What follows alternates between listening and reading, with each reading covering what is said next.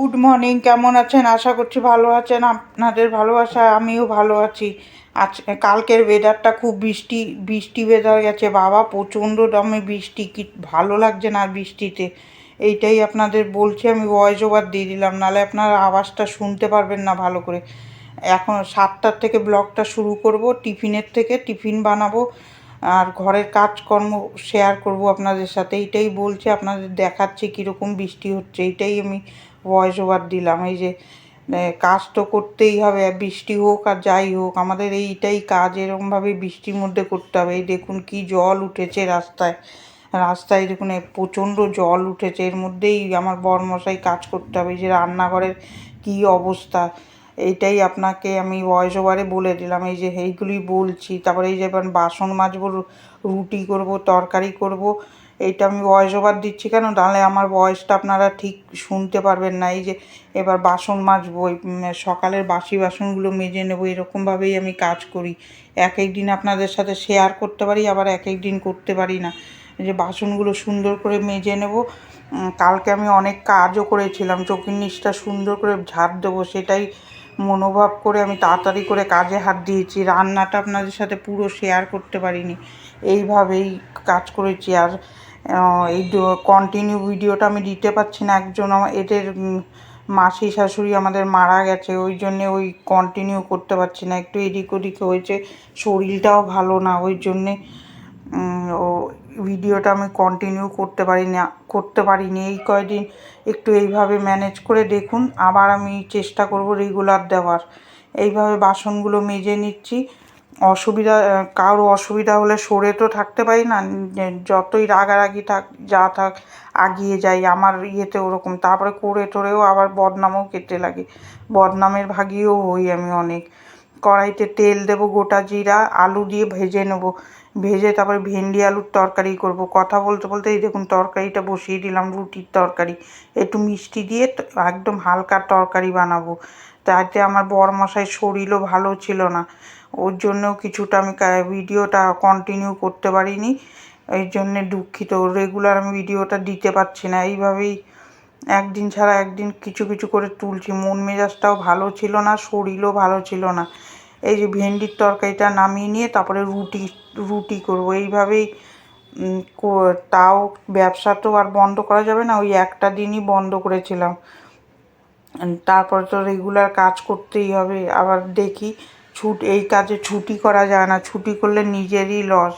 রুটি করে রুটিগুলো ছেঁকে নিয়ে তারপরে একটু চা করব, চা খেয়ে নেব, তারপরে এই যে খেয়ে তারপরে রুটি করব। রুটি তো আমাদের রেগুলার করতেই হয়, ধানাই ভানাই খেলে আমাদের হবেও না, আমাদের রুটি খেলে শরীরে থাকবেও অনেকক্ষণ, কাজও করতে পারবো। আমরা যেই কাজ করি, না হলে উল্টাপাল্টা খেলে শরীরও খারাপ করবে, ওই জন্য একবারে সকালে আমি রুটিটা তৈরি করে নিই, এইভাবেই কাজ করি, না হলে করে পারবো না। আজকে ঘরটাও ভেবেছি পরিষ্কার করব, কাপড় জামাও কাচবো, দুদিন ধরে যা বৃষ্টি, কাপড় জামা কাচলে ওই বেলকুনিতে মেলে মেলে শুকাচ্ছি, কয়দিন না কেচে রাখবো।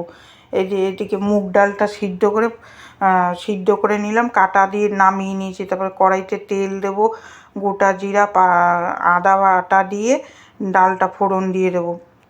ভিডিওটা কার কার ভালো লাগছে একটা লাইক করবেন, আর আপনারা যদি কমেন্ট করেন ভিডিওটা করতে আমার খুব ভালো লাগবে।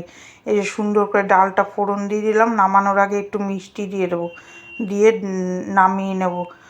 তারপরে চলে আসবো বিছনা উঠাতে। বিছনার বালিশের ওষারগুলো আঠা হয়ে গেছে, ওগুলো না ছাড়ালে আমার আবার বিছনা নোংরা থাকলে শুতে পারি না, আমার মনে অস্বস্তি করে। আমি 2 দিন 3 দিন 4 দিন পর পরই আমি বালিশের ওষার চাদর উঠিয়ে দিই, আমার মনে অসহ্য লাগে বিছনা নোংরা থাকলে। বিছনা যতই বৃষ্টি হোক আমি কেচে কুচে সুন্দর শুকিয়ে দেবো, না হলে ওই যে বালিশের ওষারগুলো পাল্টে দিচ্ছি, এক সেট বের করে দিলাম, এক সেট পেতে দিলাম, এইভাবেই কাজ করি। যে বালিশের ওষারগুলো ভরে দিচ্ছি, তারপরে যে বিছনার চাদরটা সুন্দর করে পাতবো।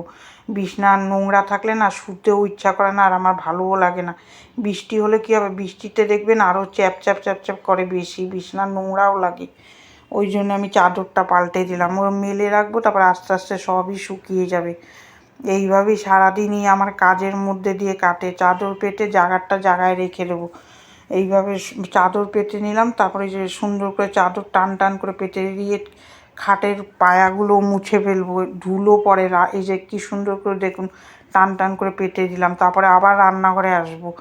ডাল বেটে রেখেছি, মটর ডাল ভিজিয়ে রাত্রে ভিজিয়ে রেখেছিলাম, বেটে তারপরে ওর মধ্যে লবণ, হলুদ, কাঁচা লঙ্কা বেটে দিয়েছি, আর একটু কালো জিরা দিয়ে মেখে নেবো। তারপরে অল্প কটা বাসন থাকবে, ওই কটা মেজে নেবো। অল্প অল্প করে এরমভাবে মাজতেই থাকি, না হলে আর কাজ করে পারা যায় না। এইটা আমি আজ ভিডিওটা আমি ঠিক টাইম মতন কয়দিন দিতে পারছি না, একটুখানি তার জন্য ম্যানেজ করবেন। আপনাদের সুবিধা মতন বলবেন, তাহলে আমি সেইভাবে ভিডিওটা ছাড়বো। এই যে কড়াইতে তেল দিয়ে তারপরে বড়াগুলো ভাজতে বসিয়ে দেবো। তারপরে মেয়ে চলে আসবে রান্না এখানে এসে নাড়াবে, আমি চলে যাবো আবার বড় ঘরে চৌকির নিচটা পরিষ্কার করবো। চৌকির নিচে এত নোংরা, আমি আবার এত নোংরায় থাকতে পারি না, যেটা দেখি সঙ্গে সঙ্গে পরিষ্কার করতে হয়। যে ধুলো দেখেছি, বৃষ্টি হলে কী হবে, ঘর দূর তো পরিষ্কার না রাখলে দেখবেন বৃষ্টির দিনে আরও ঘেন্নাও করে, আর ভালোও লাগে না। এই যে সুন্দর এই ন্যাকড়া দিয়ে ধুলোগুলো ঝেড়ে দেবো, ঝেড়ে পরিষ্কার করে জায়গায় রেখে দিলাম। একটা বালতি আছে, ওর মধ্যে সব ঢুকিয়ে রাখবো।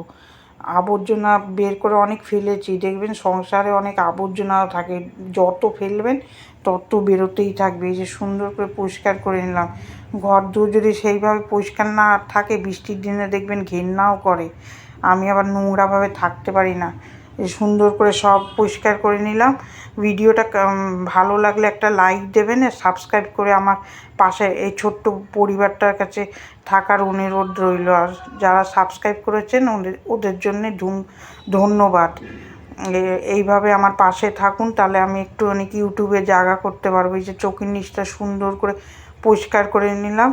এই দেখুন, আমি আজকে শেয়ার করলাম আপনাদের সাথে পুরো চৌকি নিয়ে। আমি রোজই ঝাড় দিই, কিন্তু রোজ তো আর কোনা টোনাগুলো পরিষ্কার করা যায় না। এই যে সুন্দর করে বালতি ঠালটি সব মুছে পরিষ্কার করে দেবো। ঘর দূর নিজের উপরে পরিষ্কার করা, এই যে বালতি ফালতি মুছে। আর যদি নোংরা থাকতে চাই তো নোংরা থাকতেও পারে, ঘরে নোংরা থাকলে আমার একদম গায়ের মধ্যে, আর লোক দিয়ে কাজ করানো আমার ভালোও লাগে না। মেয়েটা করে, তারপরে সব তো আর বাচ্চা মানুষ করতে পারে না, চৌকির নিচ টোকির নিচ ঝাড় দেওয়া এগুলো আমি করে দিই। ও ঝাড় দেয়, পুরোটা তো কোনায় টোনায় ঢুকে পারে না, বাচ্চা মানুষ তো। আমরা তো এই বয়সে কোনো কাজই করতাম না, আমি তো করতামই না। সব মা দিদিরা করতো, আমি আর তো কাজ করতাম না, কিন্তু এখন দেখুন কত কাজ করি। এই যে সুন্দর করে করে ঘরটা ঝাঁপ দিয়ে নেব। পুরো নোংরা দেখবেন কী নোংরা বেরিয়েছে চৌকির নিচ দিয়ে। এই যে রাস্তার পাশে ঘর বলে না, প্রচণ্ড নোংরা ঘরে। এই যে সুন্দর করে ঝাঁপ দিয়ে দেবো, তারপরে মেয়েটাই দুটো ঘর মুছে দেবে। ও করে আমার সাথে সাথে অনেক কাজ করে, না হলে কি আর আমি একা এত সামলে উঠতে পারি না। এই যে সুন্দর করে ঝাঁপ দিয়ে দিলাম। প্রচণ্ড নোংরা ঘরে, ওই দেখুন এত নোংরা হচ্ছে, এই রাস্তার পাশে গাড়ি যায়, ধুলোবালিতে আরও নোংরা হচ্ছে। তারপরে চলে যাব, জামা কাপড়টা ভিজিয়ে নিয়ে রান্নাঘরটা পরিষ্কার করে নেব। দুপুরের লাঞ্চ মেনুতে হয়েছে ভাত, ডাল, বড়ার ঝোল হয়েছে, আর লাউ ঘন্ট করেছি। তারপরে চলে আসবো, সকালের বাসনগুলো গুছাইনি, এই বাসনগুলো গুছিয়ে নেব। গুছিয়ে নিয়ে তারপরে বাসনগুলো মাজবো, গ্যাস মুছবো। কাজের দেখবেন সংসারে শেষ থাকে না। আর এই বৃষ্টিতে মনে হচ্ছে কি মন মরা লাগছে। আপনাদের কীরকম লাগছে কমেন্ট করে জানাবেন।